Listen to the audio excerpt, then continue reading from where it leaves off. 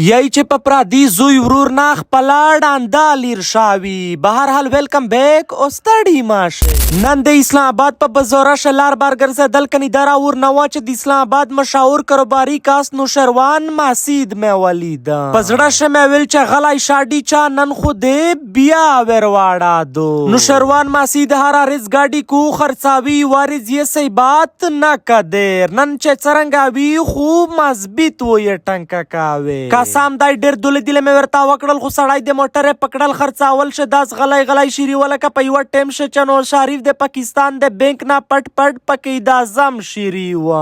لار بار بازور یې ټول په کروزرې موټرې فیلډرې فرچونرې ډاکړای و چې داسې سپین چړک وی وکه. خو ورته یای نه چې که په غوښو د وي که نه وي خو د بوري ویري لاوي. توفیل چې زه ولیدل ډارک یې دا تک سپین کروزر ته ورلا کړل چې بیخي په باټه ریسټارټ کېده. ویل یې چې ډیچا د تو د پورا و یا خیری په یو نیم کروڑ ولګاوه. خو مو هاور سپینه کړه چې ډیچا اورتا یای نه چې په عامه مړما کې چې مړ یې نوي کړه. نرزه د سیبات په ایله روغلایا د کروزر مې دماغ هنه دا.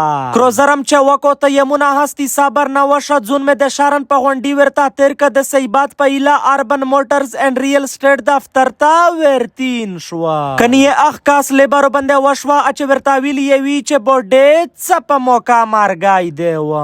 نرزه چې څرنګه دفتر ته درته ورنتل کني یو کاس په نوشروان ماسید بنده خپل موټر خرڅ کا. ویل یې چې په پرادي پنجابیون یې چې خرڅاوه خو په انا شادو چې په خپل پښتین یې خرڅ کا چیرې خو ګاټې ځنه وک.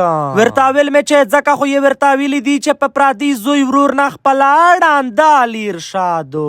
وزیر ماسید دا وړ ورمنه منګله بنگشه بټانی یا زخروټه مروتنګ ډاپره بنی سکونډه خټک سلیمان خلی میا خلی شرانه میا نه دم ترنه چمکنه فریده مومنده ورغزه بلکې ټوله پښتانه په پیرا پاکستان شه چې څوک ها گاډي خرڅاوي په فول سپیډ شه او جی 11 اسلام آباد شه نوشروان ماسید اربن موټرز اینڈ ریل اسټیټ ته زون رساوي چې نور خال گاډي په 50 لاکه درخه کو د نوشروان ماسید ټیم و یې په شل زرا یې پوسا 50 لاکه درخه کو د ډیر ټیم نه یې په کاروبار شه اعتماد جوړ کړای دی گاډي خو یې په سکند شه خرڅیږي خو دیغ د یې خالی کړل تا ارزی مندی. نرکا څوک ها گاډي خرڅاوي 22 په 0345 345 775 باندې یو نوشروان ماسید سره رابطه وکړي. په سعودون آبادی زه دوله پر هوټل تا ورنا کړل سایت ډټ کر سی باتی رو باندې کاش کا.